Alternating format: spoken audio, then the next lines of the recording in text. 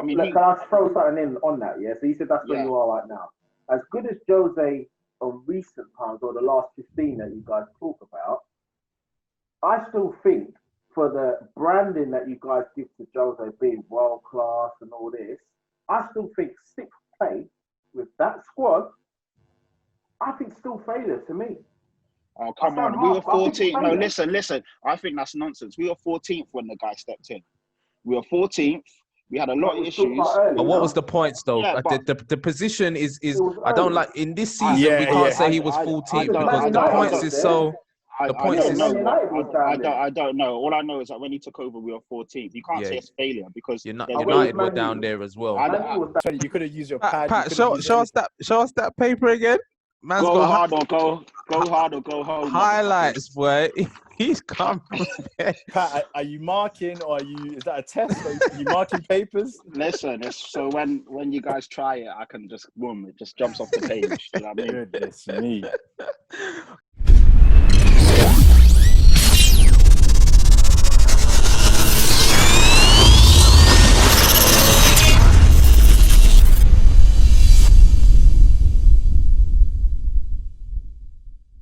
What's happening, people? And welcome back to another episode of Everyone's a Pundit. This is episode 41.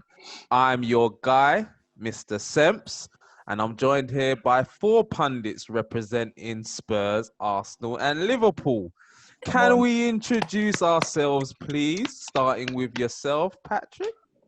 Patrick Tyron, aka Young Swaggy Daniels. When you see the T, you see the P. When you see the P, you know it represents T. Let's go. Let's go. And can we go to the red side of London, please? Yes, your boy Dashiki Dash, Mr. AKA Mr. Dash Active TV. I'm back. Let's go. Let's go. And then black. We got somebody representing the champions on today. Introduce yourself, please. Yeah. The people's champion. The people's smile. The people's champion. And you know why he's the people's champion? Yeah, it's because them lot in that other football group have gone and given him some stripes today and said, "Go and get Semps. Go and get Semps." Oh, that's what it is. I was gonna print screen some shots to you as well. You know, and this is how switched on I am. I've not even seen those screenshots. I just know how people are. You just got to understand human beings, people. You got to understand human beings. Anyway, let's get into it. Today's agenda is obviously we're going to start. Well, we can start with United losing to Chelsea 3-1 in the FA Cup. We'll move on to Arsenal beating Man City 2-0 in the FA Cup yesterday. Let's go. We'll also discuss and have reaction to Spurs battering Leicester 4-0, 3-0. No, 3-0. 3-0. Oh yeah, we needed 4. We needed 4. It was only 3-0, mate. 3-0. It was. It's a clean sheet. Yeah. 3-0. 3-1 versus Newcastle. We will then segue into the top 4 and the relegation battle just to get a recap on where we think things are going to go. We're going to discuss the champions winning the league and where we believe this team lies in with the greatest or the other champions that's come past times. And then we'll finish off just talking about some racism issues that we've seen creep up in the game this week from fan channels as well as fans. All right. So if we were to get into it, just if you are watching, people, subscribe, share with your people, all of that stuff. If you like this, please give us a like and then we'll get into it, man. So Manchester United 1, Chelsea 3 in the FA Cup. We're out. They advance. Let's head over to, because he's the people's champion and a few people have gone and go and get. You smell what the Rock is cooking. Yeah, go on. You have your say. You have your say, Saeed. So what team do you support? It doesn't matter what team you support. It doesn't matter. Oh gosh. The jubilations right now is sky high. Yeah. But you know what? I feel like I'm kicking myself. I feel like I'm forcing it a bit in terms of because I have to take my hats off. United, since the break, like, they have looked epic with, like, Fernandes at the helm. They actually have looked epic. I don't get what the tinkering was about today. I'm sure you'll be able to tell us why or the thinking behind that. But yeah, I can see United now definitely finishing top 4. Cool. We'll head over to Dash. What did you make of today's game? Did you see it? Yeah, I watched the game. I think it almost, not even almost, from what I saw is like you prioritize your league position rather the cup. I think you've tinkered to save the players in order to push for Champions League, which is more important than the FA Cup, which inevitably, if you win and you drop out the Champions League, like league position, you're only going to get through to Europa and also just drop into Europa standing. So it was a kind of a hit and miss. You've got players that are capable, but I think what we've seen since the return of the lockdown, where you've had the front three obviously playing well, you've been able to get Pogba back, Bruno Fernandes has been there. That 11 that's been playing since has been your go-to team, has been working. That system has been working for you. As soon as you've dropped away from that, it's obviously we've seen how shaky it's been. But I don't think it's something that you lot really need to be disappointed about, to be fair. Obviously, you don't want to lose in a semi-final. The likes of Man United, your Arsenals and Liverpools and so on, they are, guys that really go for these trophies. But I don't know. It's not something that I think that you should feel disappointed about. Fair enough. Pat, what about yourself, my man? Yeah, I was a bit disappointed. I mean, you and I spoke previously before the game even kicked off, and you called it. You said that Ollie would tinker today. I was like, nah, he's going to put the strongest team out because there's only 2 games left after this. But you called it right, man. And with that second string, they weren't good. Chelsea put out their strongest team, so you knew already what time it was. Lampard really went for it, and in the end, their quality shone through. It's not like Chelsea were great today; they weren't, but they just obviously were a bit more cohesive, and they just, they took their chances. And obviously, De Gea was awful as well today. That didn't help you guys at all. There's been 3 games now that we've seen, like, since the return of lockdown. So we've seen the North London derby, where the mistakes and game was kind of gifted. We've seen the Arsenal v Liverpool, where mistakes were made and, it's gifted. Yeah. So it's like a bit of a trend going on with these mistakes. No one seems to be being able to recover from these mistakes that are being made. What I would say, I'll touch on to the mistakes bit afterwards, and we can have a conversation about that as well. But with regards to today, I'm just, Sai, do you want to say anything more? Because obviously I know those guys have probably, they may not be happy with what you've just said earlier. They're probably expecting you to give a little bit more. So I'm giving you another opportunity. Do you want to say anything more? No. Okay, you got to start off with some jabs first, man. You come in there like some hurricane. Yeah, you can't. Yeah, I mean, Poch was on the phone. I said, not yet, Poch. Calm down, not yet. Pochettino, Calm down. He said he's waiting. Look, man, so from my point of view, nobody wants to lose football matches. You know what I'm saying? Like, for me to sit there and watch it, I'm a Man United fan. It's not going to be nice to see us watch and see us lose in the matter that we did. But as Pat said, and I was lucky enough to be on a podcast with a gentleman called Stel and Rodri Giggs. It's called Shoot the Defense. And we recorded that Friday night. And I said on that podcast, I've said previously to many other people, and I said to Pat earlier on today, Ollie will make changes today, I believe. I thought he would even change the system to a 3-5-2 because of he seems to play that against Chelsea all of the time. And previously today, we've won 3 out of 3. So it works. So I saw him doing that as well. It's because United have looked leggy over the last few games. We saw it against Southampton. We saw it even against Crystal Palace. Yeah. That we've looked leggy. And the top 4 is the priority for us. I think a little bit where the difference is between where Chelsea are and where Man United are is, one, Chelsea got an extra point, and that can prove vital towards now and the end of the season. And the second thing is Chelsea have already made their signings. They've already got Ziyech in the bag. They've already got Werner in the bag. I believe top 4 is crucial to us getting players like Sancho over the line and whoever else that we're looking at. So I think with that said, knowing that the players are quite tired, Man United going into the Southampton game, played the same 11 5 games in a row. Do you know what I'm saying? And with everything that's congested, I saw it happening today, man. And I said to myself that I'm calm about it. I'm not going to get on Ollie's back because I understand why he did it. And at the same time, I think top four is the prize for us this season. You know what I'm saying? We're not where a Liverpool are. We're not where a Man City are. We're far off those. We need to now secure top four, get in playing Champions League football, so we can now build the squad, so we can now kick on from here going forward. So, yeah, man, that's where I'm at. So what you need to hope then for is the fact that where the players are kind of leggy and they're tired, that they can get into the next game. Who's your next game? We're at home to West Ham. Yeah, there's two games left. Everything's on the line now. It's in their hands. I mean, Tottenham did Man United a massive favour today. Us beating Leicester.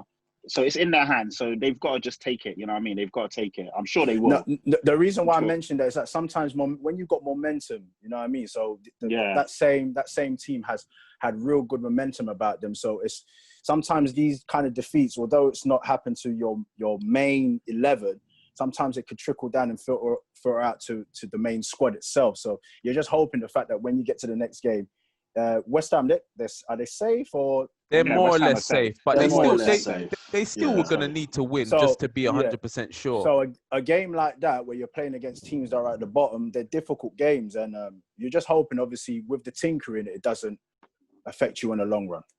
Yeah, I don't think it will, because I think another thing is psychologically, when your manager makes changes away from the core 11, changes the formation, we sort of had the advantage over to Chelsea in that sense. Chelsea played a full strength team. Yeah. They went for it. And I think even psychologically, it then sends a message out to the players, like they know in their conversations behind closed doors, this isn't a priority. And I'm not taking anything away from the way Chelsea played today. They were by far the better team.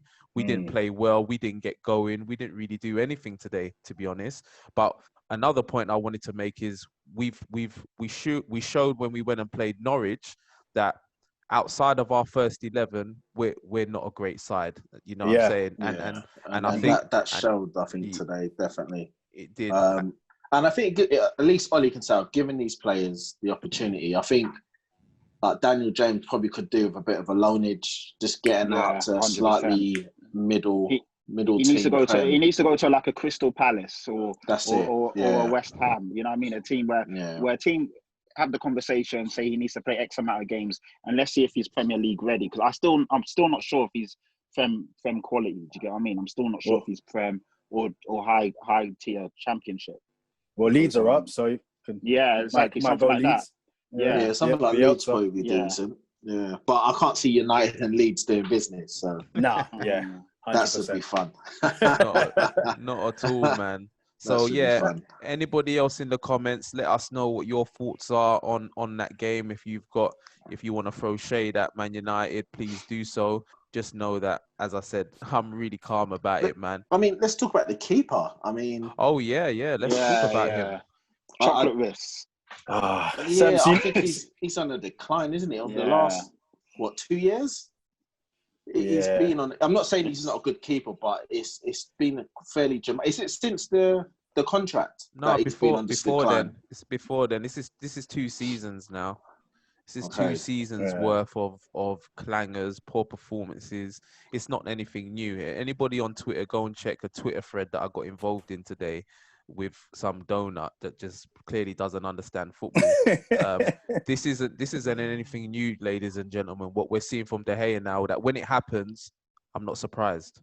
This is where we are now. And I used to get onto Lloris. I used to get onto other keepers. My keeper's at that level now. He's not top tier anymore. Now, he's gone down like Joe Hart. The thing is, Lloris has been decline is similar. Yeah, Lloris has actually been good since the restart. To be fair, he's I'm not throwing shade at him. I mean, in the past, I've said stuff. Lloris has definitely dropped some clangers, 100%. But he's been quite good and focused recently. So yeah, it just goes to show De Gea can get it back. He's a class keeper. But the funny thing is, obviously, Pat, you know, in sense, I've actually tried to I've defended De Gea in the sense of just like, and the restructure of the team. Like he's been your best player for the the last 4-5 years. No, Yeah, that was 2 seasons ago. He was okay, 2 seasons ago. Yeah, so I'm just saying in terms of consistently being at a high level for an X amount of years. It's about 4 years. It's hard to be consistent like that. And if he's been consistent about 4-5 years or whatnot, I was just trying to sit in a viewpoint of like, at some point there will be a decline, you know. So I was just seeing it. Maybe it's just like where he's on his decline, but you know, still a great goalkeeper. He's still young though, you know. For a keeper, he's still very young. It's one of them ones where it's just like, after today, I'm just like, oh man, like I'm defending you, but there's only so much I can hold on to defending you with just the way he's let the second goal in. It's just like his hands are just like close to his body. It's not even extended. He's not trying to palm it out. He's not trying to block it. You know what I mean? I said on here a couple of weeks ago, or you know, I just said I think he needs a new challenge, man. I just think he needs something more now. And United can go and get. I think a new challenge as well. Yeah, United can go and get a top keeper anyway. It's not a problem for United to go and get. So when you mean a challenge, you mean like a better number 2 or a challenge that he needs a fresh new start now, man. I think. I mean, from his point of view, he needs a change. He needs to freshen it up. He needs something else now. I think at the moment, he's still a great goalkeeper. And if you look at the keepers that are out there now, it's not to say that you can't get another goalkeeper, but it's another restart, innit? You're going to have to wait for that goalkeeper to blossom and embed himself in the team. They can go call Henderson. You might as well give Henderson a shot. Do you know what I mean? Yeah, but it's not a guarantee, innit? Why would you get rid of De Gea? You might as well bring Henderson and get him to be battling with De Gea. Like, push De Gea. Right now, he knows that he starts. But United have very good keepers. Yeah, like all their keepers are generally decent. Yeah, but De Gea, with the clangers and how he's been poor for the last 2 seasons, he's still number one. He still knows that he turns up every week to play in the top games. But that's what I'm saying. He's not. I wouldn't comfortably say he's number one. Henderson's had a fantastic season this year. No, he's number one. So, he's number one at United. You know what I'm saying? So if Henderson goes to United now and pushes him, it's like you like basically I've got 2 goalkeepers now. Where De Gea, you thought you was number one. No, Henderson's here not to be a number 2, but he's here to be a number 1. So you know you get them situations where keepers out for injury or he's out for an injury or whatever, or lack of form. When Henderson's in, he doesn't like, you don't take him out of the team just because De Gea's fit. You keep him in until he proves. You see something. You know what I'm saying? So that's what I would say. I think he'll be to get rid of him. I don't know. It's a risk. What the problem is, Dash, is you say that De Gea is still a top goalkeeper. You're basing that on previous. And I'm not knocking that, because can a player just become crap? I doubt it. Do you know what I'm saying? But at the moment, what we can judge him on is the fact that he is not top tier. And even when he goes and plays for Spain, he's not top tier. From my understanding, he's not a Spain starter anymore. I think even Kepa plays ahead of him. Yeah. So, like, the issue that Man United have now, though, is that we've gone and given him a new contract worth 350 grand a week. Cash. So this is the this is our problem now, is because if you bring Henderson in to challenge him, what do you have, a 350 grand a week keeper sitting on your bench that can't run? So this is our problem now. He's now got this blanket now, this comfy blanket that says, "Raw, I'm one of the highest paid players in the league, in the world." Do you know what I'm saying? I'm a goalkeeper. It doesn't matter whether I make these clangers. What they're going to do, they have to sell me now, really. All they're going to do. But I think my point being is, I know it's a case that you probably would be looking for a goalkeeper. But if you're then looking, if it's a case that you're going like for example, you're going for like Oblak, you're going for a proven goalkeeper. You know, when you buy him and you say it again, you got a proven, experienced goalkeeper. If you're looking to bring in Henderson, he's going to need that competition first and foremost in his first season. You can't really expect Henderson, where he's been at Sheffield United, where making mistakes here and there, it's not really, the magnifying glass is not on him like that. You know what I mean? When you go to United, as we saw with De Gea in his first season, like little mistakes here and there, where he was making it at his previous club, you wouldn't really care too much about it. But going to United, there's a different kettle of fish. So I'm just saying, in a sense, if you're looking to bring Henderson, you might have to just take that shot for the Henderson's first season to keep De Gea, to get that competition going.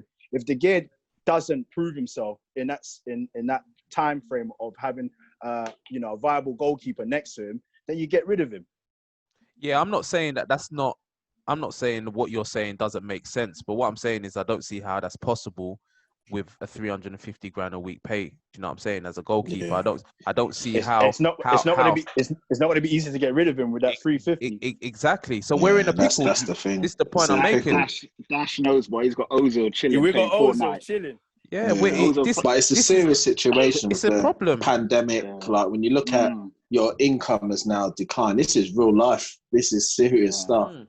You know, and think about it, even if you drop him, how motivated is he realistically going to be to get back? Because I think there's an edge of motivation that's actually gone. It's not about his ability and attributes, is it? That's what I was saying. That's why I said he needs a new challenge. I think he needs a new challenge. Yeah, De Gea is still a top class goalkeeper. There's no doubt about that. Because even his reaction saves and when he's not thinking, he's amazing. But it's just sometimes I just see the concentration's not there. Oh, like how you pulled out that Hollywood save today. Yeah, Hollywood save. Them highlight reels. Yeah, he loves that. But for me, the frustration is that as a club that's trying to move forward now, we can't keep tolerating these mistakes that we're seeing because of what you done for us in the past. I'm not knocking you. We thank you for being Player of the Year for like 3 seasons in a row. That's fantastic. But right now, we're trying to now move up the gears, up the levels. We can't have a goalkeeper that's making these routine. We're not talking about you making spectacular saves all of the time. Routine saves. The first one is debatable whether that's his fault. I'll hear that debate. But the second one, as I said, I'm not surprised when I see that. And we can't keep having that from a goalkeeper that is now the highest paid player, at our club sort of thing. So we now have to try and sort that situation out if we're going to continue to move forward. How we sort it out, I don't have the answers.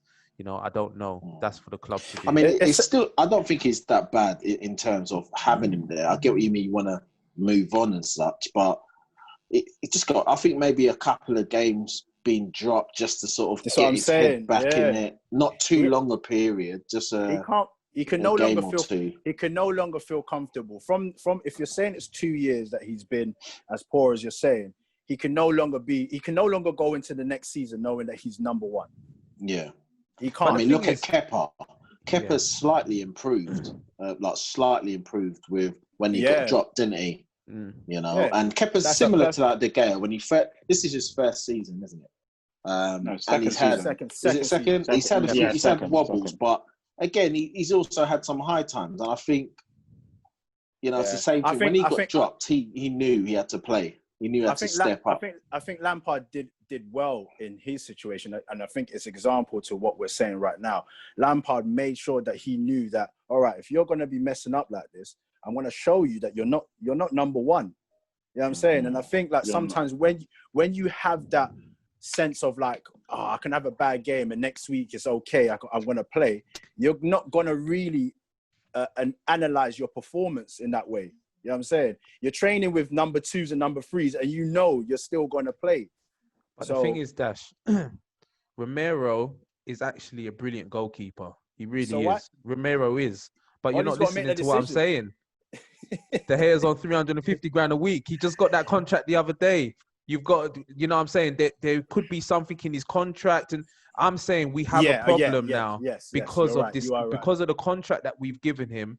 That now probably makes it even harder for Ollie to say, you know what, I'm going to leave you out. Let's bring Romero in. Because really and truly, today, if I'm honest, with all of the changes we bloody made, why is Romero not playing? Romero he should have played today. And he always plays in the cup games as well, which is he's quite actually strange. a really good keeper. I always say we got the best number 2 in the world. Say that again? You see him stewing in the stands. Yeah, he was screwing. You know what? He should be playing today. You know what? Arsenal might have a good shout. For who's the best number 2 now, because Martinez is actually quality. Let's segue into Arsenal, because Arsenal got I will say a surprise win yesterday. Not disrespecting. It was. No, I didn't agree see- with I that. didn't see it. Deserved result though. I was told and it in one was of the group chats that it was expected, by the way. My boy Johnny, he told me that he expected Arsenal to win yesterday. So No, come on. you saw it, Dash. I was like, oh, okay. Nah, what he said was that he just expects a win in it, being in the semi. I think it's in the case of being in the semi-final. He's expecting the team to win. It's the same thing. Why are you trying to dress it up? No. Nah.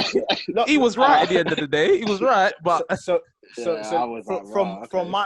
from my stance point, and you saw my little skit on my Dash of Sports. Dash of Sports. That's funny. Yeah. I wasn't all the way confident, and it was more of a sense of just like, all right, I'm not all the way confident because we got pumped by City in it. We got pumped, and you're thinking to yourself, it could be a repeat. City are really going for it in terms of like trying to finish strong, and also they've got Champions League coming up, so you want to try and finish strong. But yeah, it's just one of those games. Like I said, there's been examples of these games where you're being gifted or you're taking your chances early, and it just changes the tie. And Don't you think Arteta deserves full credit for that?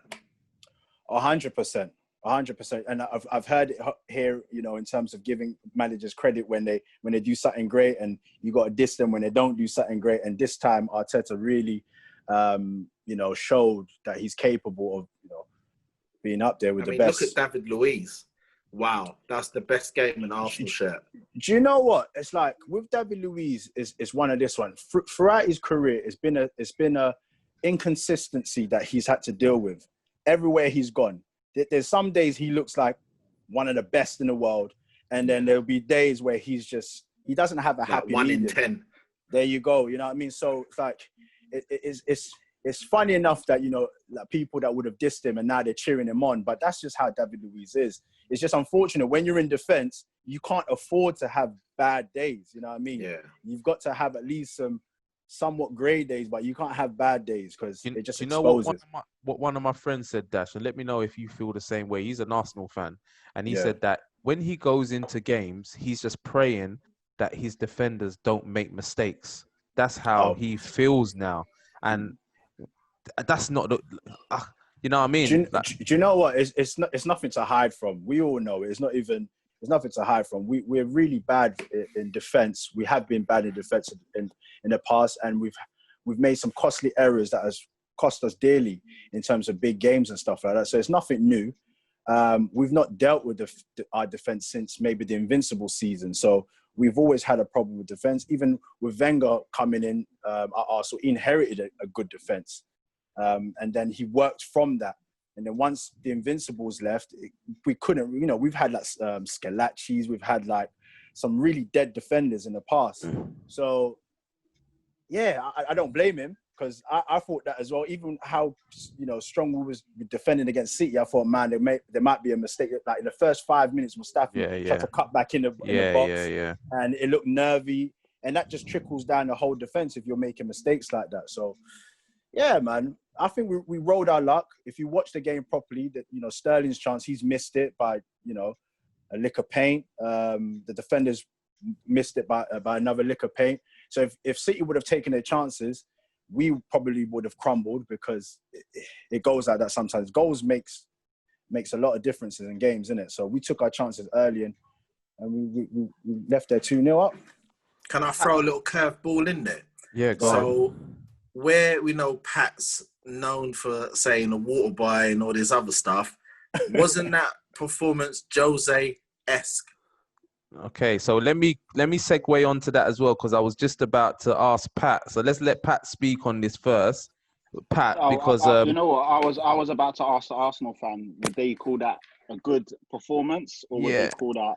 Arsenal, just quickly, Arsenal 29% possession, Man City 71. Arsenal 4 shots to City 16. 4 shots on target for Arsenal though out of 4. And Man City only 1 shot on target.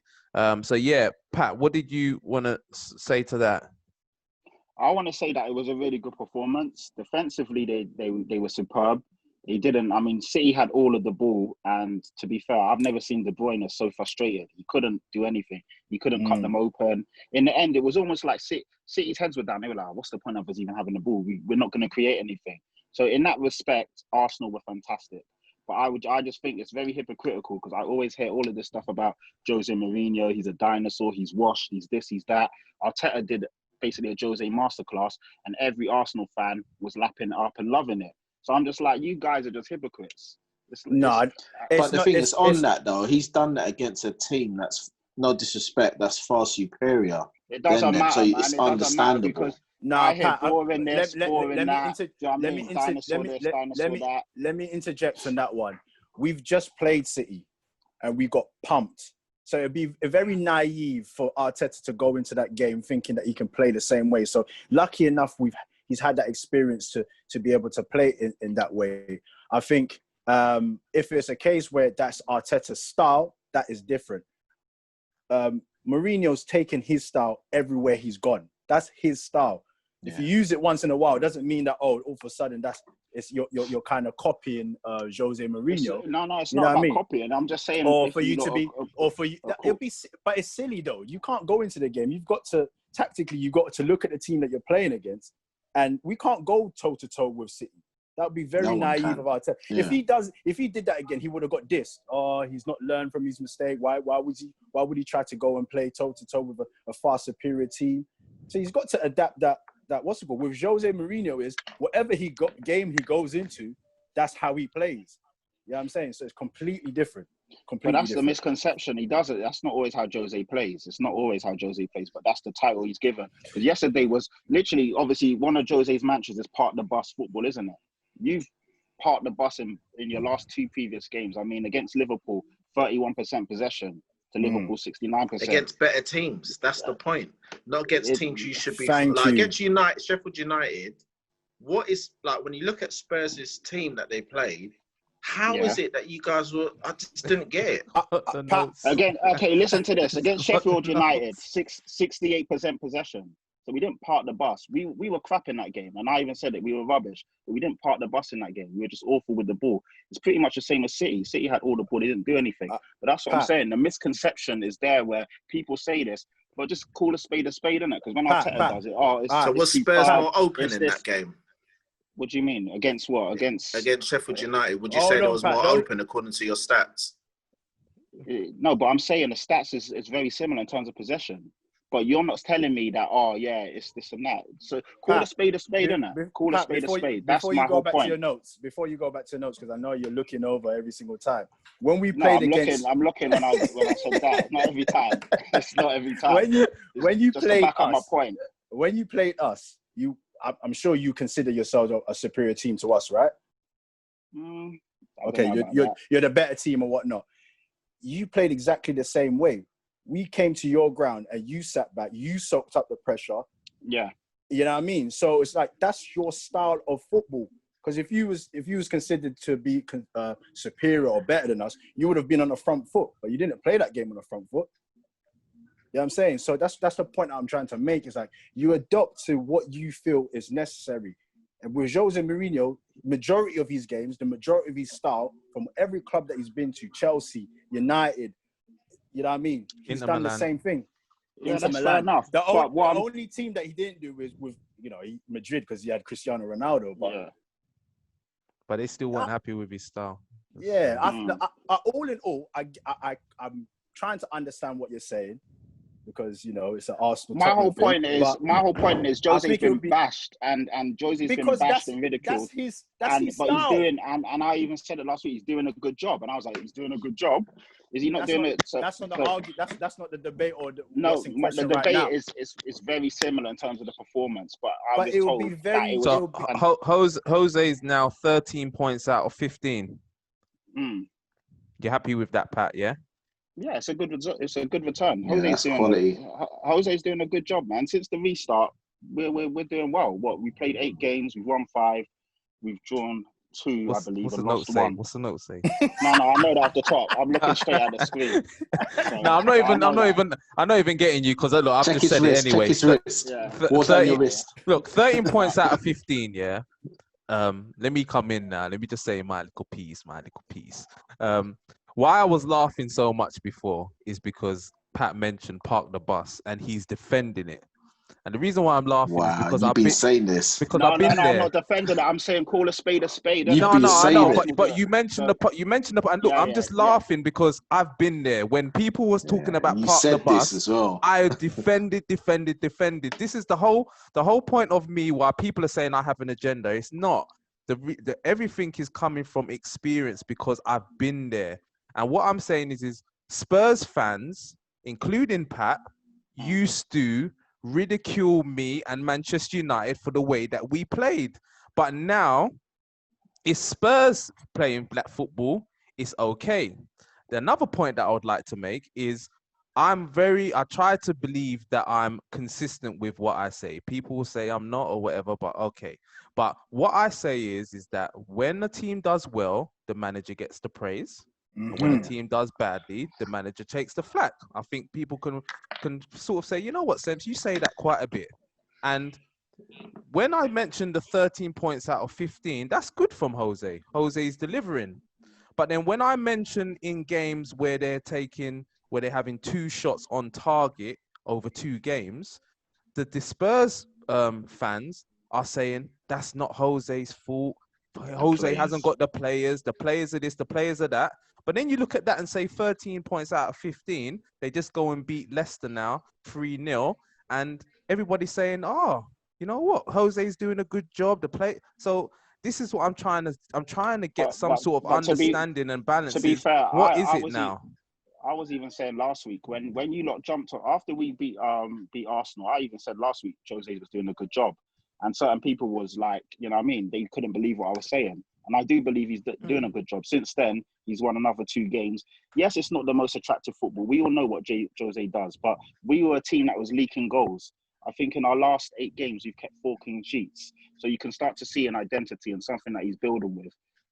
Against Sheffield United, where we spoke about players and managers, and my point was Jose put out an attacking team that should have beat Sheffield United, and the players just didn't deliver on the day. So I do hear what you're saying. But this identity, is it something that you're not happy with, or is just to yourself for now it's what you have to deal with to get the results? Yeah, of course, I would love to see more attacking football, of course, especially as we did that for a long time under Pochettino. But I do want to trust the process. I want to give Jose a chance and see if he delivers. Because at the end of the day, we need trophies, and we do know that Jose does deliver that. So let's trust the process. There's definitely building blocks there. We can see that Jose is doing a good job. He's getting results, and we'll see where it takes us, because it is about hopefully Jose delivering what he came to do, which is to win trophies. And what I would say, do you think Jose's got the ability still to improve players then compared to Poch? Well, time will tell. He's definitely improved our defense. So, Toby's looking a lot better under him.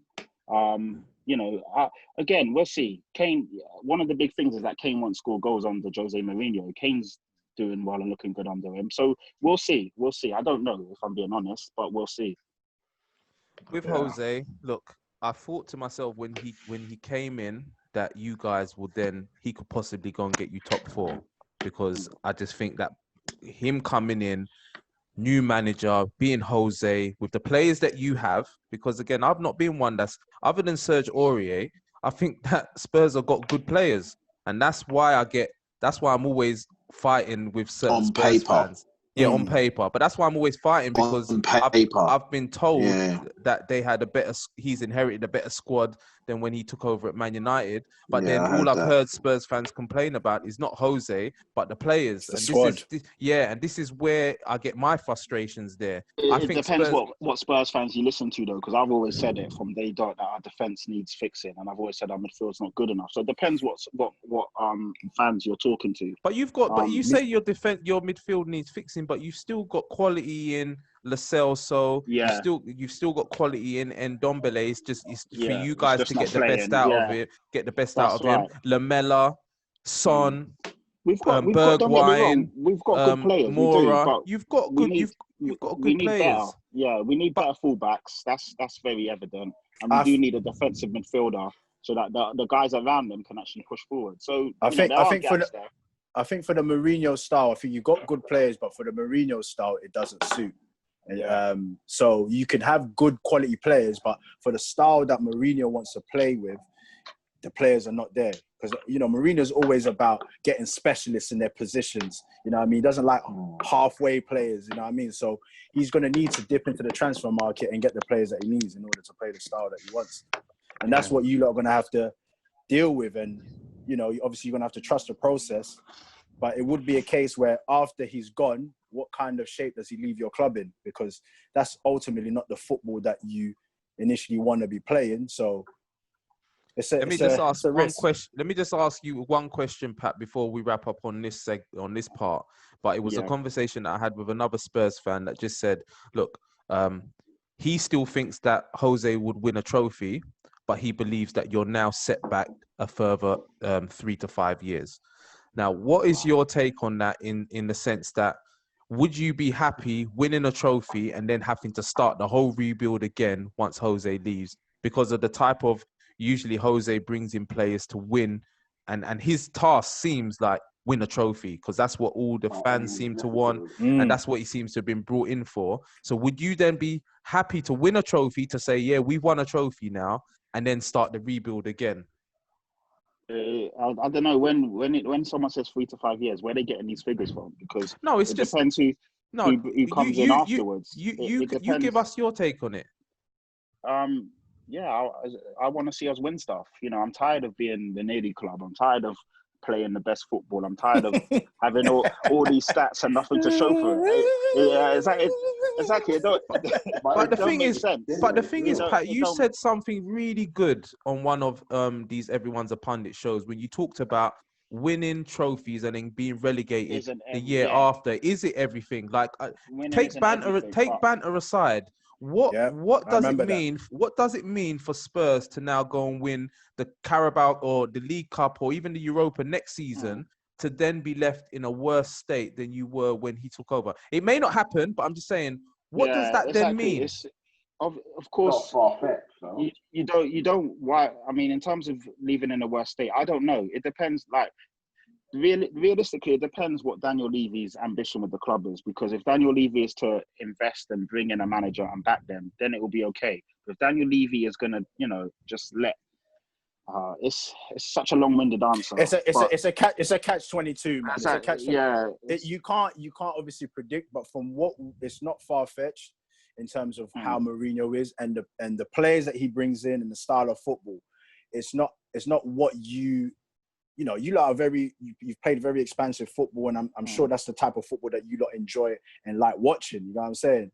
So it's just a catch-22. Maybe winning a trophy gets the monkey off your back, and then you can propel on from that. But who knows? I think you're right in a sense. Like, it might not be a case where you 100% like Mourinho, but you're gonna have to trust the process of the manager that you have. That's it. Yeah, and I'm not gonna. Sorry, go on. No, you go. I was gonna say that I've seen a lot. I have like heated discussions with Spurs fans, and they're like, Jose out. I don't like this style of football. Jose out. I'm like, the guy's here. Trust the process. Let him do what he needs to do. He's building. You can see that there's signs. Trust him. If it all goes to pot, then cool. But right now, he hasn't done anything wrong for people to be so anti-Jose at Tottenham. So that's all I'm saying. Trust the process. Yes, admittedly, it's not the best style of football, but we are getting the results. Like today against Leicester, who everyone knows are a better team than Spurs this year. We beat them 3-0. There's a last question I want to ask you on this. It's interesting to hear you say trust the process. Yeah. So when you say trust the process, what he was doing at United or other clubs, and you've seen the style of football and you've seen what he's about, can you still trust that process at your club? Yeah, I've got to trust it. Hopefully he's learned from his mistakes, and then we go from there. Do you know what I mean? Because at United, for me as a Spurs fan, he was successful. He got them 2 trophies. So as somebody... But this is what I mean, is because it's the trophy. Like for me, is you speak failure for United. Yeah, and that's not United's success. Yeah, bro, he won. Yeah, that's all United. I'm saying. It's failure for United. That's fine. There you go. But that's where we are now, isn't it? And also for me, so can I throw something in on that? Yeah. So you said that's where you are right now. As good as Jose of recent times or the last 15 that you guys talk about, I still think for the branding that you guys give to Jose being world class and all this, I still think sixth place with that squad, I think still failure to me. Oh, come on. We were 14th. No, listen. I think that's nonsense. We were 14th when the guy stepped in. We were 14th. We had a lot of issues. But what was the points though? Yeah, the position is I don't like in this season. We can't say he was 14th because the points is so. The points is. I don't know. All I know is that when he took over, we were 14th. You can't say it's failure because United were down there as well. United was down there as well. Yeah, I don't believe that's a failure though. But United have had the same manager, isn't it? This is Jose stepping in to a brand new team. He's got to fix the problems. Stepping in. Do you know what I mean? We've had a lot of issues as well off the pitch. So it's not. I wouldn't call it a failure. If we get into the top 6 this year and finish in the Europa League spot, I don't think that's a failure at all.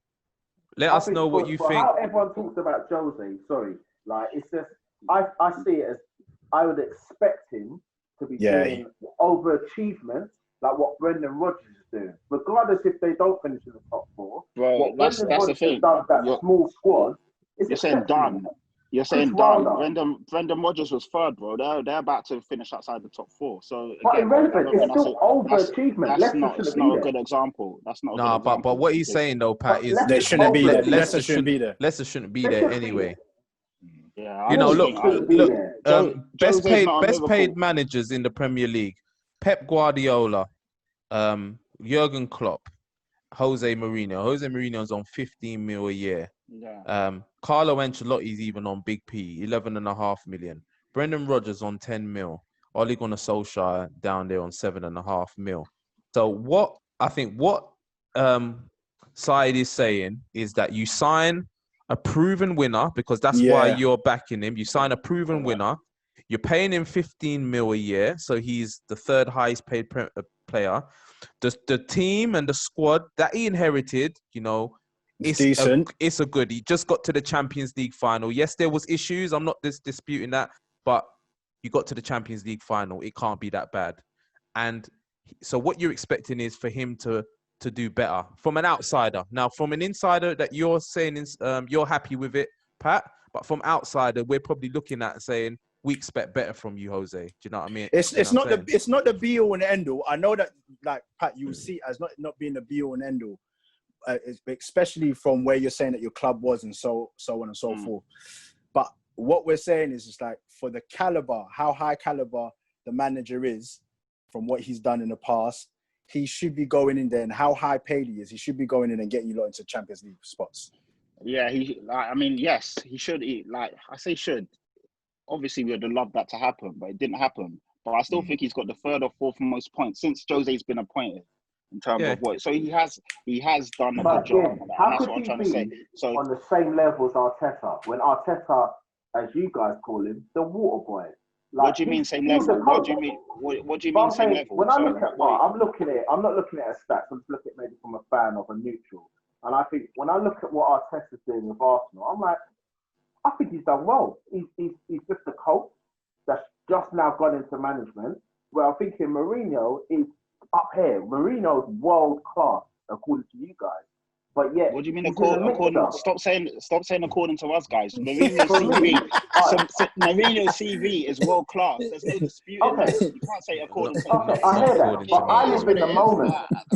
So I hear what he's done before. But look at De Gea. So that argument is that De Gea. Yeah. So I'm gonna back that up with no stats just in here. Yeah. So we look at David De Gea. Now I'm not disputing that he has world class attributes and the CV of what he used to do, but what is he doing right now? Is he doing world-class stuff right now? Or is he doing a Jose Mourinho stuff right now? Listen. Okay, all right. Let me put it into layman's terms. When Jurgen Klopp took over Liverpool, wrap up now, Pat, because we don't want to beat up Jose for too much longer. So say your point. Say your point. Let me just say I don't understand the Jose bashing because he's done very well. It's very clear what he's doing. The points. No, he's done well. He's not done okay. He's done well. And he's done well. It doesn't matter how much he's on. Look at the results and look at the performances. So what you how are you gonna say he's on the same level as Arteta? How? What's the It don't even make sense. It don't even make sense. Sorry, it doesn't make sense. And okay, I'll wrap it They up and could make it win even silver segue. in. He could win silver in his first Listen, they season. could. He hasn't done it yet. He hasn't done it yet. At one point, you guys were going to do the quadruple, the quintuplet, blah blah blah. You didn't. But we won the Premier League. That's the whole point. When you're so Klopp is still doing this, and Mourinho is the part. And when Jurgen Klopp took over at Liverpool, he was considered a world class manager and blah blah. It took him time to get adjusted to his job, right? Like he's just stepped into the job. Relax. That's all I'm saying. Relax. Relax. Simple. Relax. Because Jose's getting bashed. Every single season. I don't care. He didn't win anything. It took him about 4 years to win something. But Klopp didn't have a Jose Mourinho CV. He wasn't known as a world-class manager like Jose. Jurgen Klopp was known as a world-class manager. Like, come on, don't say that. All right, we're gonna have to move on. Ding, ding. We might because there's actually the Jose bashing is nuts. There's actually more I want to say on it. I hope you can see that I've tried to be quite diplomatic today, Pat. I've not tried to bash Jose today. Look. We'll give Jose his dues. He's got 13 points out of 15. We're going to see what happens next season. I see where Pat's coming from. I've been there. I've been the defender for him. I'm not going to defend him anymore. But one day, Pat may be in my shoes, or he may win silverware for them, and Pat will like him. Who knows? But we'll move on. You like him already. What do you lot think in the comments? Let us know what your thoughts are on Jose. Do you think we're Jose bashing? Do you think it's unjustified? Do you think it's justified? Let us know in the comment section below. Let's quickly move on, gentlemen, to the top four. We don't have to spend too much time on this now, and relegation. Obviously, Leicester got pied today by Spurs in what was a good performance in the end. You know, I was tweeting some stuff earlier on about Jose's style of football and what I thought would happen. But in the end, it was a really good performance. Some really good goals by Harry Kane. And Leicester are in terrible trouble. After 25 games played, Man United were 14 points behind Leicester.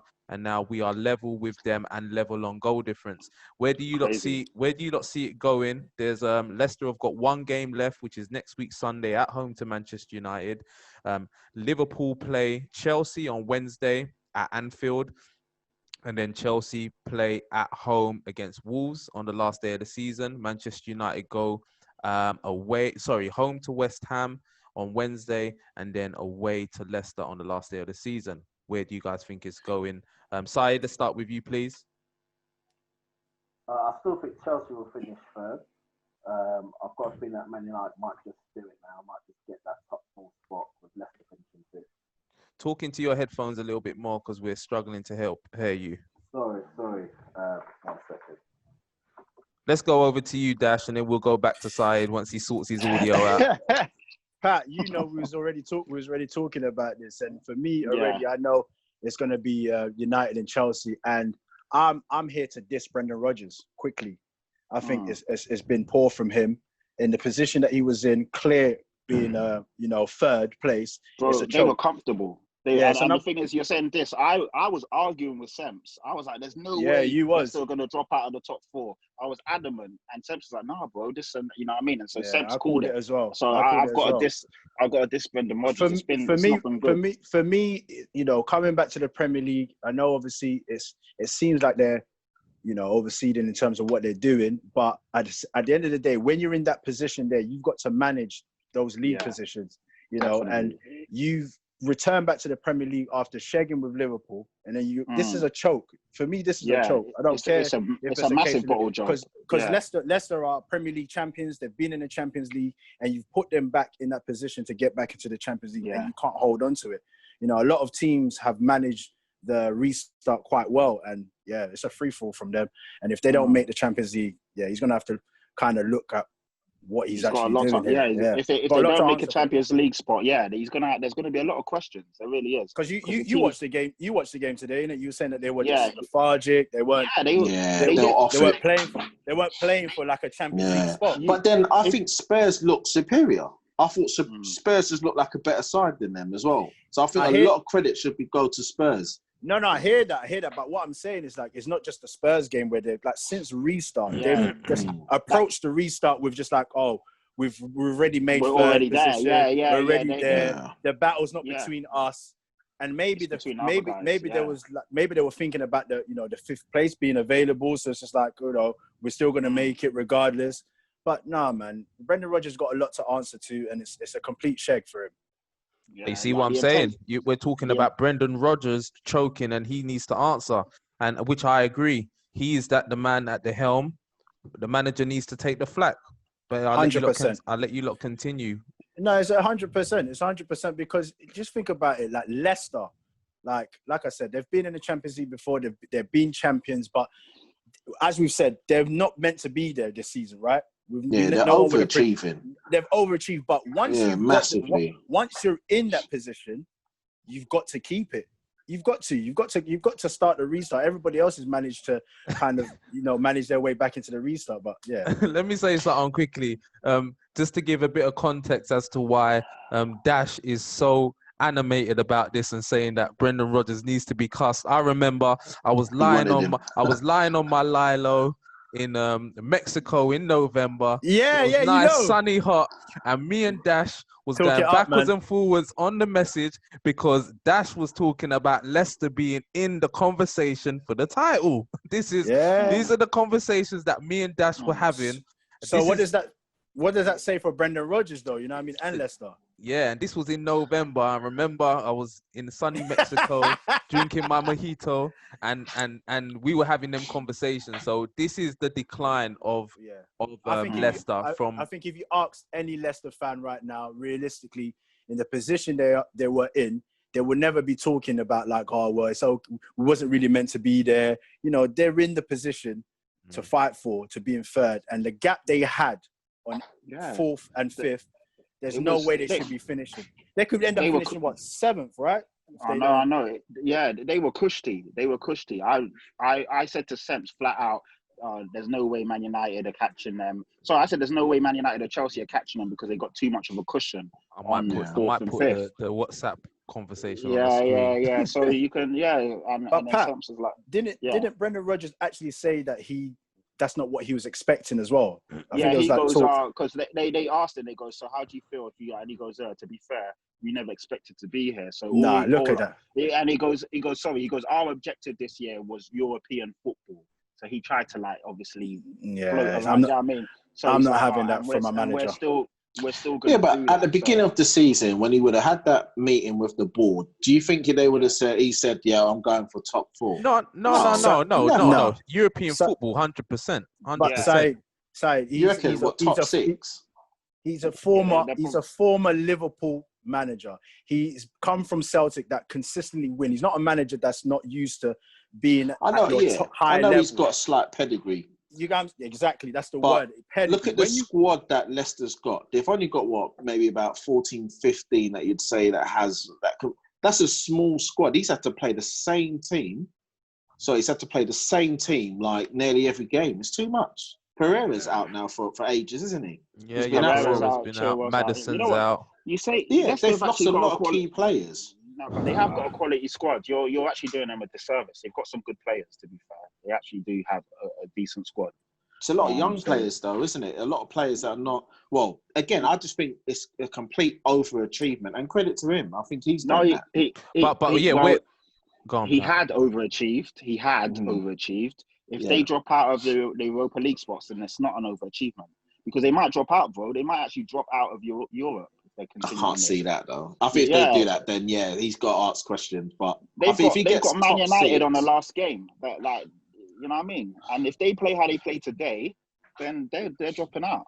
Yeah, the decline has been, and it's a case, that would have done their club a world of good finishing in a Champions League position. The money that you'll get from that.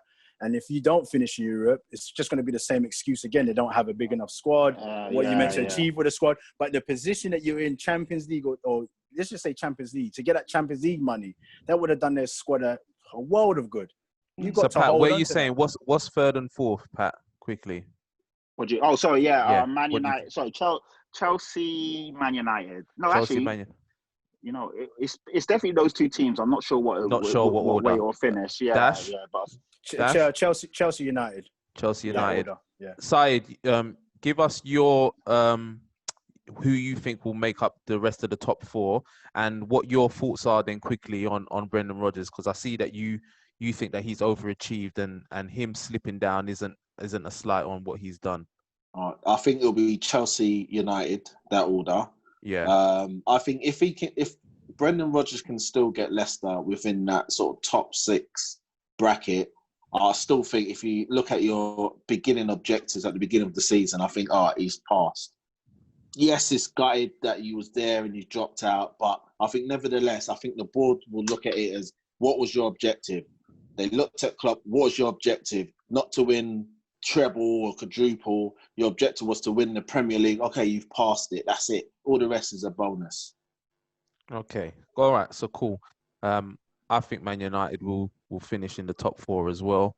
I'm actually still undecided to whether it will be Chelsea or Leicester, because people are forgetting that Chelsea still have to play. They've still got to play Liverpool, who I think are going to want to bounce back after their few recent results, and they lift the trophy that day. And then they've got Wolves on the last day of the season, who are probably going to need to win that game. So, Man United Man United and Leicester both have a far superior goal difference to Chelsea. Man United beat West Ham on Wednesday, and even a draw will be enough to see Leicester into the top 4 if Chelsea don't manage to win their next 2 games. Chelsea basically need another point out of their next 2 games. And that's not guaranteed, man, with the games that they've got. So it's going to be very interesting. It's going to be very interesting to see. The relegation, we'll move on to there very quickly, gentlemen. Obviously, West Ham done the number on Watford. So as it stands at the moment, I believe you've got Norwich, who are relegated, and you've got Villa and Bournemouth, who are on the same point, 31 points, I believe. Yeah, and same goal difference as well, by the way, now. Yeah. They're both on Bournemouth minus 27. played extra game now as well. Yeah. Oh, yeah, they have. Wow, yeah. So they're in trouble. Yeah. But Watford are on 34. Watford are on 34 points, but Watford are playing, who's it? Man City and... No, Watford are on 36 points. Oh, sorry, no, what am I talking about? Sorry, yeah, you're right. Sorry, I'm looking at the wrong thing. Apologies. Yeah, Watford draw, they're safe. Watford on 34 points, you're right. Sorry. Yeah. Let's have a look. a look. It's Watford on 34, Villa 31, Bournemouth 31. Yeah. So where Brighton, I'm at is 37. West Ham 37. I think West Ham and Brighton are safe. I think personally, Bournemouth, they will beat Everton on the last day of the season. That'll bring them level. Yeah, that'll bring them level on points with Watford. Watford have Man City and Arsenal in their next 2 games, which I believe they will lose both of those games. That will sort of wipe out the goal difference that they have over Bournemouth, and I think Bournemouth are gonna escape. I see enough from Bournemouth over these last few games to see, and obviously Watford have sacked Nigel Pearson today. That club is in turmoil. Sams, I did tell you about Watford. I told you. I had a feeling that they'll go down. You did, bro. We don't know, obviously, but yeah. So I don't think this new manager bounce is gonna help them beat City or Arsenal with 2 games. You know what I mean? You know what? Stranger things have happened, though. Yeah, definitely. But you know, them last day of the season escapes. We're gonna see that this year, boy. Bournemouth. I called it. I'm gonna rewind it. I don't know, man. No, I'm not sure, man. I think it's too much for them. Yeah, they should have got at least a draw today against Southampton. Yeah, I think it's a shout for Bournemouth to play against Everton. If you need points with a team that's got nothing to play for, that's the game. This is Everton. Pat, this is Everton. I know Everton are the pretenders, man. We've said it all season. This is the game. This is the game that you'd want to have. You know what I mean? So definitely. It's possible. They will beat Everton. I think they will actually spank them as well. Well, then that means they stay up. Then what you're saying is that Watford... No, the others... I think Watford will somehow survive. I think they'll get a draw. I think City will just take their foot off the gas and think about the Champions League. Yeah, because they've got nothing to play for in the league. Well. Yeah, I think Watford will survive. They can do it. On their day, they can beat better teams as well. They've actually got decent... Even though it doesn't count in terms of being home and away, but they are away essentially. So we'll see what happens. Do you see the problem is scoring goals, isn't it? And I think this is a problem that both Bournemouth and Watford have. Yeah. You would then maybe think that Watford have more of a goal threat in Troy Deeney, and they've got Sarr, who's a good player. Better team, and that guy Wells. That guy, that guy Welbs as well. But I just don't see Watford getting anything from them next 2 games, man. He's got a square head, isn't he? Jeez. What's that? He's had that haircut since for. No, he's trimmed it down. He's trimmed it down. It's a lower one. It's a lower one. For kid and play, you know. So we'll move on. Let us know in the comments, ladies and gents, also who you think the top 4 will be and who you think are going to get relegated. Let's move on to the champions very quickly.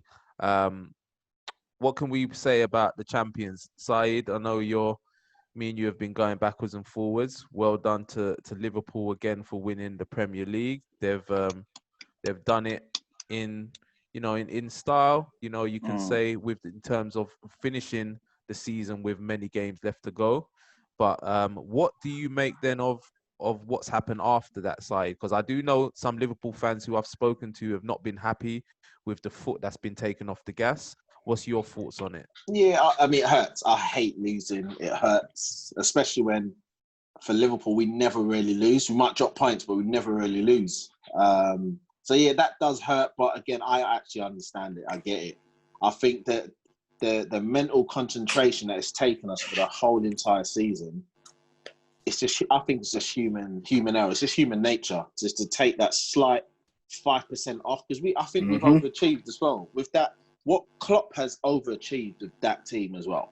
I would say that the midfielders, like, we could do so much better. They're just workhorses, but I think that's all on Klopp, and it's credit to Klopp. The concentration level that we had over 2 years is just Klopp. So I understand that they must be just fried, just completely knackered. He should just play the kids now. So what I would say to that, and it's just a question to you, is I agree personally, and I think I've been open in my admiration for Klopp. I think he's a fantastic manager.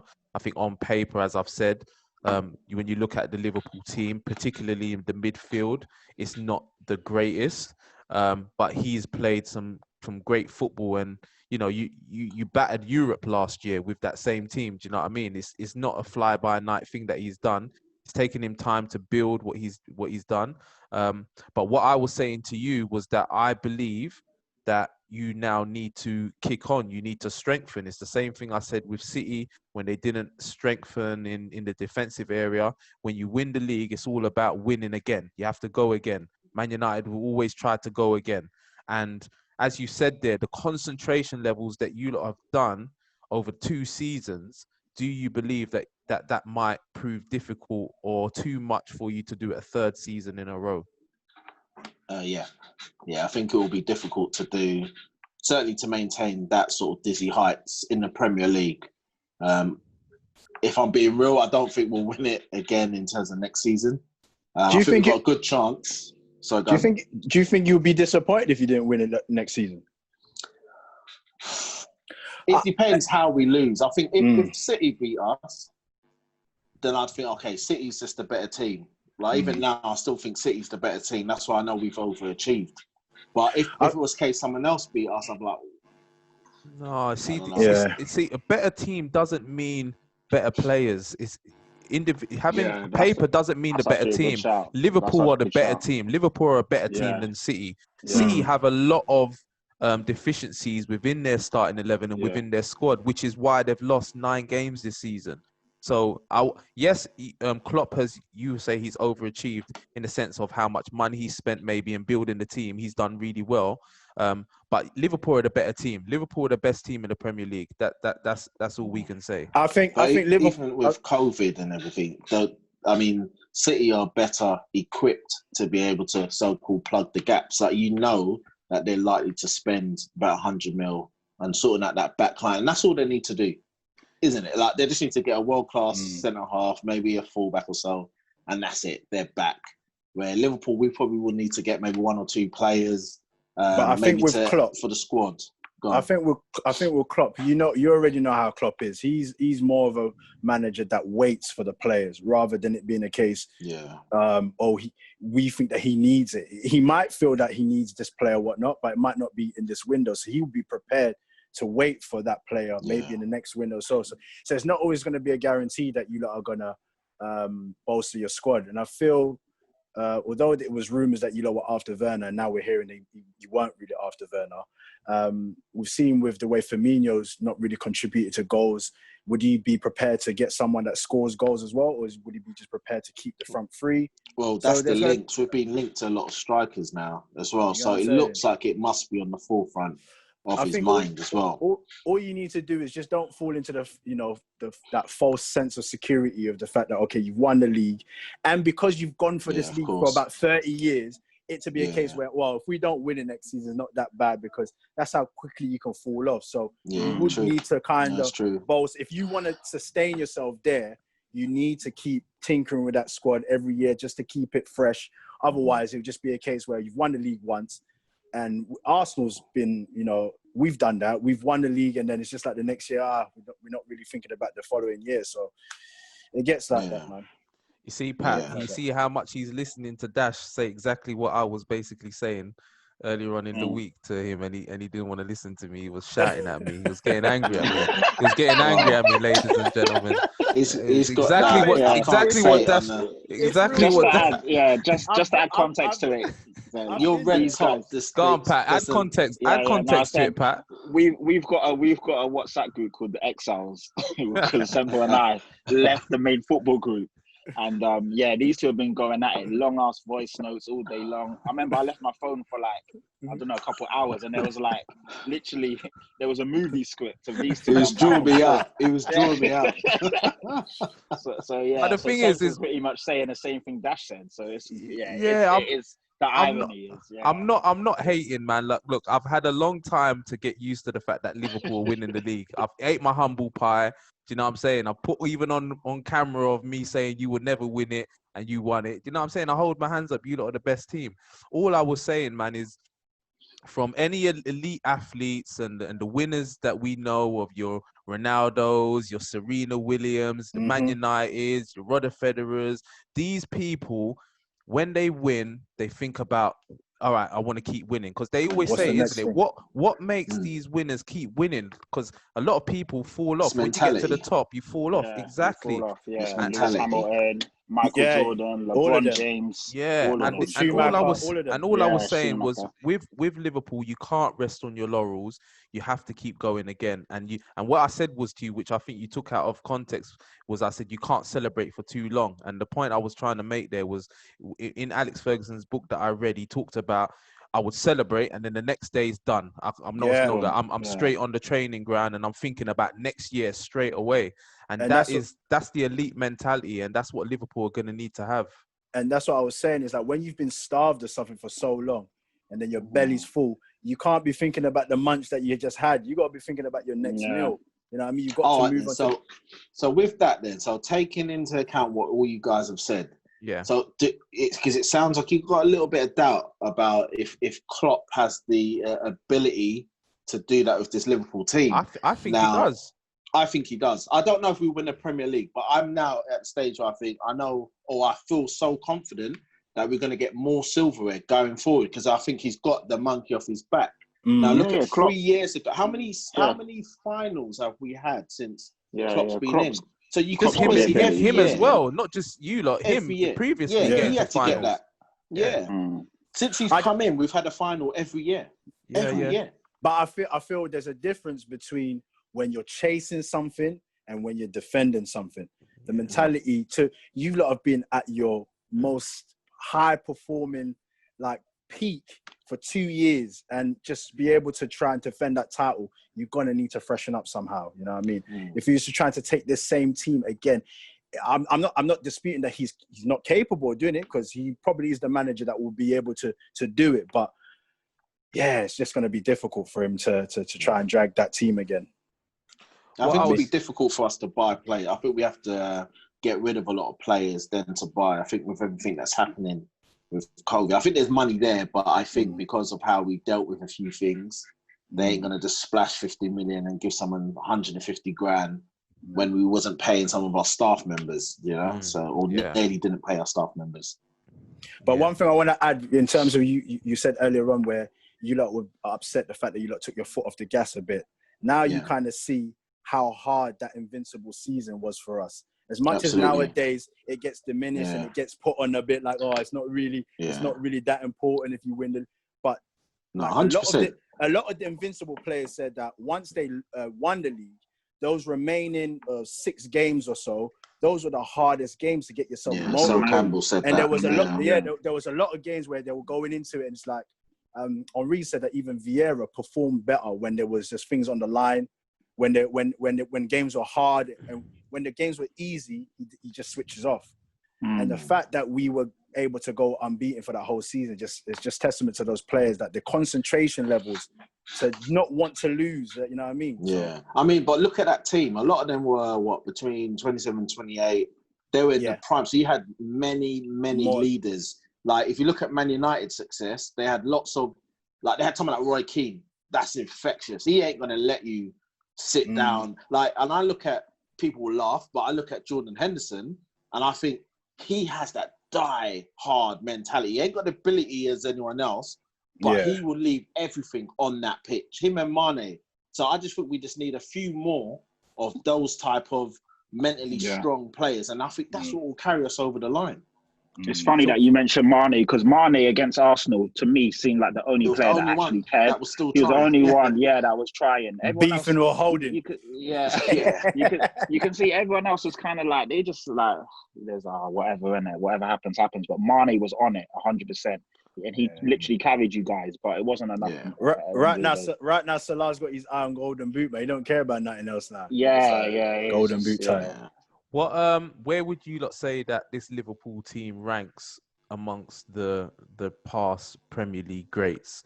Would you say that they're top 3, top 4, top 5? Probably in the top, probably somewhere in the top 10. They're nowhere near the top 3 or 5. No way.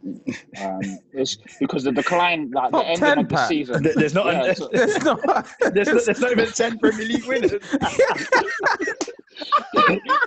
No. When I say, Side, we need you back for this. Where's Side gone? He's gone. He's gone. He's ran off. What you said there is peed him off. He's gone. 10 is in, like, obviously you're talking 10 teams. Like, obviously you could say like the Chelsea, I don't know, off the top of my head, like the Man United Invincibles, blah, blah, blah. Arsenal I get what you're saying. Yes, Man United treble winners, Chelsea, blah, blah, blah, when they didn't, the Man City. No, I get what you're saying. Like, for example, Man United, you've won it bare time. So within that period of time, within that, exactly. So Yeah. like, I would say number 1 undisputed is a Man United treble team. I would say Man City Centurions are probably in the top 5. Do you know what I mean? I'm looking at it like that. So I'm saying this Man City, this Liverpool team. You saved yourself, Pat. You saved yourself. When I break it down, it makes sense. But what I'm trying to say is that at one point I was putting these guys in the top 3 and saying, "Oh, they're going to do this, they're going to do that." And now because they've literally dropped off at every level, I'm saying they're not in the top 10. The Jose Mourinho's second stint at Chelsea, Jose Mourinho's first stint at Chelsea. We've had many Man United teams that are there. Obviously, the Arsenal Invincibles easily get in there. Obviously.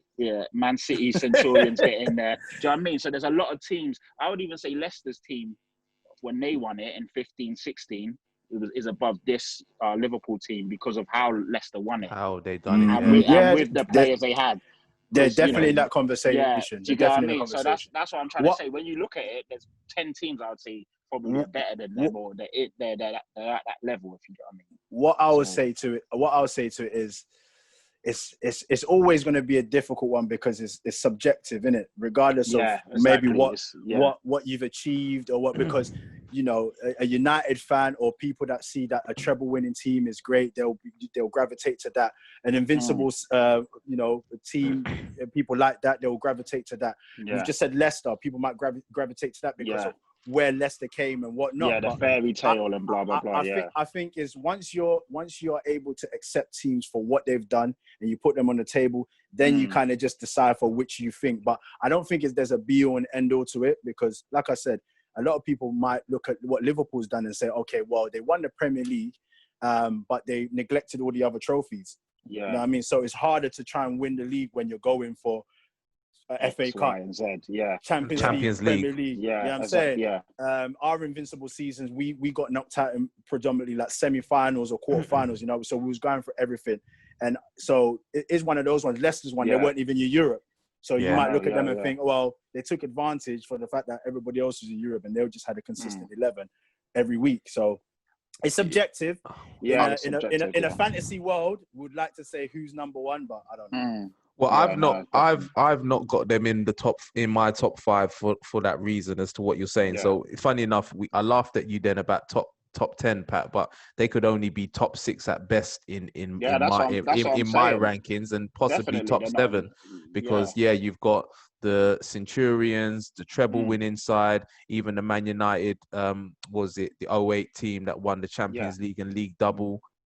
You've got Jose Mourinho when he came in, I think it was 05-06, 91 points they finished on. They had Terry, Carvalho, Gallas, Essien, Lampard, Duff, Cole, Drogba, Crespo, Makalele, Iron Robin.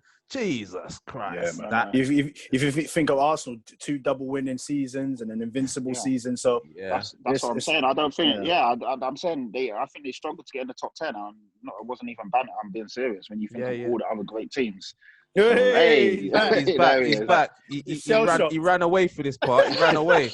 He went to get some stats. That's it. You're going to get your stats, Saeed. Saeed, you there? Nah, my phone just died on me, man. No, dude. Yeah, we thought you kicked out for the shocking comments that Pat made. Pat puts you lot just about in the top 10 best Premier League teams ever. Oh wow! Okay, but I broke it down. It made sense. You'll have to. Yeah. Where do you put this Liverpool side? Are we going to see the subjective side to it now? Go on, side. Where do you put this Liverpool team? No, we've got to do another league or two before we can really be considered as a great. We can't win one and be compared to a great team. But what have you? Yeah, where do you rank? Even forget about doing it again, but where would you put this achievement alongside past achievements that has happened? You're part of the alumni now, you know what I mean? You're part of the gang. So where basically, for you, I'd say your argument is you won it with like 7 games to go. So that is an amazing thing, and I think there's only one team that I think is that the most or second most in terms of. There you go. So that gives you an argument. That gives you an entry into the conversation. Do you get what I mean? Yeah. So, you know what? I think as much as I think the Arsenal Invincible was still like I said, awesome, but I just think Arsenal Invincible didn't have a Man City that we have today. Man City, I just think are just a power horse. They're going to be here for years. So that's why I mentioned earlier on. I just feel like I hear what you're saying, but the eras of football, that's all you can deal with, because at that period of time, when we're going for the invincible or whatnot, or whoever's challenging us, we're thinking, okay, that's the next best team. There's no team like it. Can I throw in another curveball then to what you've just said there, Saeed? Yeah, because it's a valid comment. But in this season, let me have a look at the Premier League table. Yeah, this season, Manchester United are basically fighting to get into top 4. So top 3 is 63 points. Yeah, that's what we're working with this season. In 2016-17, Manchester United finished in 6th position on 69 points. Wow. Okay. This season, Man City 75 points. Spurs finished 2nd place that season on 86 points. Man City 3rd in 78 points. Even Liverpool finished 4th with 76 points. Yeah. So it kind of, it is tough to bring in other areas and talk about other teams, because this season you can see there that nobody's really given Liverpool a real fight, have they? Really? Do you know what I'm saying? And again, I'm not trying to take away. Competition has been great, because if you see it, a lot of people, everyone's pretty much beating everyone this season, and that's why the points tally so low. Quality improved. Yeah, and Man City have lost 9 games. Chelsea have lost 11 games. Leicester have lost 11 games. That makes up they're our 3rd and 4th place team. That is unheard of before. When you look at that season, Man United lost 5 games and we finished 6th. But you got to remember, quality is always going to improve in it. And that's why I said it's just subjective, because you're expecting every year the quality to be better. You're expecting the players to be better, because that's why we look back to the teams. Evolution. It's evolution. Ajax team where Cruyff was the manager, or Barcelona team at this point. We still revere them as great teams because of what they done during that period.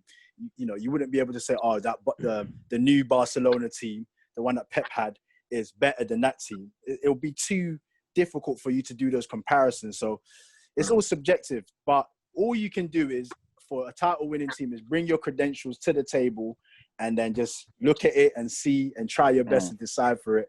Because, yeah, it's all subjective. It is. But again, we'll just say well done to Liverpool again. Well done, 2019, 2020 champions. Quick question, Si, quick question. How are you going to feel when you lift the trophy under these circumstances anyway? Yeah, it's taking it away, isn't it? It's definitely. Yeah. I'm still going to be happy, but yeah, it's taking away a massive percentage. I think when I go and enjoy the parade, I think that's when it'll feel a bit more real. Yeah, that's when it hits home. They're still going to do a parade then, side, yeah? Yeah. That's what I've been told. Yeah. Okay. What, in October, November, something like that? I think that said, yeah. I've got a feeling those fans are coming back as well, so that's what they're Yeah, it's meant to be October, isn't it? They're saying fans should be allowed back. October, They're going to do a few pilot schemes in other sports. Yeah. And if that goes well, then they implement it into the Premier League.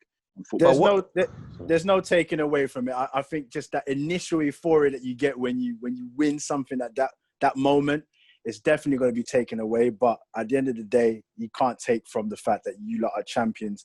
You won it in an emphatic style. And listen, mate, you got to take it for how it is. We won it without playing. And I think that's what, even that takes away a bit of the, if we were playing and we won it, like, it doesn't matter, man. When Leicester won it, they weren't playing. I mean, most of the teams recently have won it without playing. I don't think that's not really the big one, man. I think for me, if we won, and, I think I'd enjoy that a little bit more. A little bit more, yeah.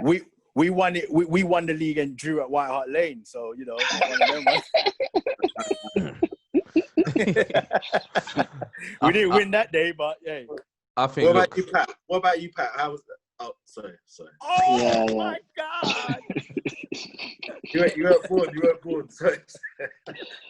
That was a cheap. See, that weren't even me, Pat. That was a cheap shot. And that weren't me either. That weren't me, boy. Liverpool, but that's what you're gonna get. Yeah. You're gonna get that from the champions now, innit? You're gonna get that from the champions. I gotta take that one. And one other thing is, Syed, you're gonna have to get used to it now. You're on top, so everyone's gonna try and knock you off your perch. So you get me? Everyone's gunning for you. Lot. Yeah, you lot are gonna get it now. Do you know what I mean? You lot are the ones that everyone wants to beat. I fear Chelsea and United. I think the top four will be the top four going into the next season. Yeah, I hope so. That's the genuine challenge for the title. I think the rest will be scrapping, and I think it'll be tight. But I think there'll be a mini league for the 5th and 6th place. But I think top four, I've got a feeling there's going to be a bit of a gap between us and the rest. We'll see. You know what? I think Man United will do. I'm still not convinced with Chelsea, if I'm being honest with you. But they're gonna have Ziyech and Werner coming in now, and if they could maybe get a centre back. Yeah, Chelsea heavy, always top heavy. Yeah, exactly. But I said maybe if they get a centre back. With Chelsea, they always buy players. It doesn't really mean that's it, if you get what I mean. Yeah, So we'll see. I'm not convinced with them just yet. They usually win it every 3 years or so, with it. 2 to 3 years, they usually win it. Well, Chelsea win a bloody trophy every single season, and this was why I didn't give us no hope today. When I saw the draw, I was like, Chelsea win every single season. We don't need your Spurs juju over here now. Can you please get out of here, man? Let's hope that continues, man. It's the lesser of two evils now that we got both of those guys in the finals. Chelsea you're just a hater, mate. You're just a hater. Anyway, gentlemen, thank you very much, as always, for joining me on Everyone's a Pundit as another great episode. Big up yourself, Saeed, kissing the badge.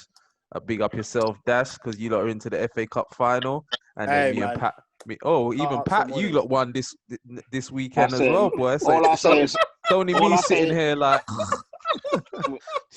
You know what I mean? Jose title, yeah? Respect Jose. That's all I say. The humble one is back doing his best. You know what I mean? The humble one. The humble one. Then I respect him. He's The definitely not humble humble. one. You see the preview to to your Amazon Oh show yeah, that's coming yeah. up. You guys have to be, and I can't swear on it, so I won't say it. Yeah. Eric's is looking You- like, boy, I need to catch the first right. flight out of here. You guys are nice, and that's But- good. But I need you to be. See you next Tuesday. The C word, See you next Tuesday. basically. Yeah. Yeah, exactly. So yeah, Oh, it was Do you interesting. reckon Christian Eriksen's like, phew? Oh, 100%. I He must be like, I think it's more because he probably wouldn't respond to that. Yeah, You know what I mean? yeah. So he's thinking, and he had this is checked not out me. ages ago as well. So it's like to then He would've been have left that come in. left wing. Just before we wrap up, Pat, what do you think happens now with Dele Alli? Do you think he can make it under Mourinho? Bro, I need to see what Dele Alli comes back, man. Because this year, like, obviously he had a good start when Jose first come in, and then he's just fallen off a cliff. So I don't know. He's injured at the moment. I think he's injured at the moment. Yeah, he's injured. I also think what happened to him in his personal life as well kind of shook him up. Yeah. That's sidetracked him a bit. Yeah. Don't worry. Just And remember, you know what? Fans don't take this into account. I was saying this, I think, to Semper maybe. Fans don't take these sort of things into account. As a footballer, it will affect you. Of course. Massively. I heard But Lingard's been dealing with stuff. yeah, He's Lingard's he's been dealing with a lot. He's baby mama dramas. Yeah, it's a lot, man. I mean, But So- the reason why we don't accept it is because we just automatically think, oh, these guys are professional. Yeah, get on with it, really. You know? Just get on with Mentally, it. they should be able to deal with it. Which is, as a professional, you should be able to. But we also But you know what, though? They're Let me human beings. let me interject there. Is because this thing is they're professionals, so they should be able to deal with it. We all need to start to throw that out of the window and saying that people should. I know what you mean. I'm not talking about you. I mean, in society, where we're all, it's sort of like where men feel now is that you can't cry, you can't show emotion and stuff. Because somebody's a professional, they're not allowed to. They're not allowed to let things affect them. They're human beings. Sometimes it doesn't matter how mentally strong we can be. Something may affect us at times. Do you know what I'm saying? And that I think people's understanding to it is just because of like they get the additional training, the whatever it is, the help to be able to deal with certain situations as professionals. But that's not the be all and end all, because what you might train, or me and you go to a session that helps us to be able to deal with things, you might respond to it well. I might not respond to it well. I might take to it, and you might not take to it. So it's a bubble that we put these human beings in. It's a false kind of pretense. It's a false bubble, man. And I think and it's not good as well, because you always hear like, oh, he earns 350k a week. Get on with it. Or he's on 150k. If I was on 150k, I would do it. And it's not. That's not realistic, is it? That's not real life. And you know, you say that about Ozil. You say that about Ozil. I had that same conversation. I had that same conversation with someone earlier today, and I said to him that you shouldn't really, you shouldn't criticize players based on how much they earn, because that has no bearing as to what they do necessarily on the pitch. Because and we can all sit here and say, oh, if I earn 100 grand a week, then I'll be doing this. No, we don't know what we do, because your mindset's going to be totally different. Your mindset's going to be totally different. Yeah, but the thing is, if you're a footballer earning 100 grand a week, your mindset is going to be like the other footballers that are earning 100, 150 grand a week. It's standard for you, isn't it? It's standard for you, so you still are gonna. Anyway, we could go all day about that, and that's actually an interesting topic that we might bring into another everyone's a pundit. But you know what, we're running way over time, so we're gonna have to wrap up. That's now. how it goes. That's how it goes. It goes on everyone's a pundit, man. Pat, sign out for me, please. Yeah, Patrick Tyrant, thank you for checking in. If you like us, you know what to do. And then we're good. We won't do the dance today, Dash. I know, I was gonna I'm not involved. Yo, it's the Dash Active TV, Dash for Sports. I'm here and I'm out. And where can they find you, your show, Dash? Yeah, man, the Dash of Sports. If you just go on and type in A Dash of Sports on YouTube, that's my YouTube show. Just talking about daily sports, hot topics, trending stories. That's what I'm all about, man. With a bit of banter to it as well. And the link will be in the description, ladies and gents, for a dash of sports. Saeed? Yeah, one half of Cole Harden, estate agent. Like I said, if you need us, call us. We're always here to help. Simple will throw the link in here. But don't forget to, what is it, Pat? Like, comment, share, subscribe. Like, comment, share, subscribe. There you go. And it's not football related, but I know enough people watching football would be buying houses. So hit up Cole Harding, and the link will be in the description. As I said, always a pleasure, gents. Thank you very much. As I said, thank you, man. Everyone's a pundit is made up by you pundits. So thank you very much. You're making this show. Yeah, man, you're a pundit. You've made You've made it. But you lot make my show, man. So thank you very much. I really appreciate it. I appreciate you, man. Thank you very much. For everyone who's been listening and watching, share bats with your people. Until next time, this is Everyone's a Pundit. We are your pundits, and we're out. Peace.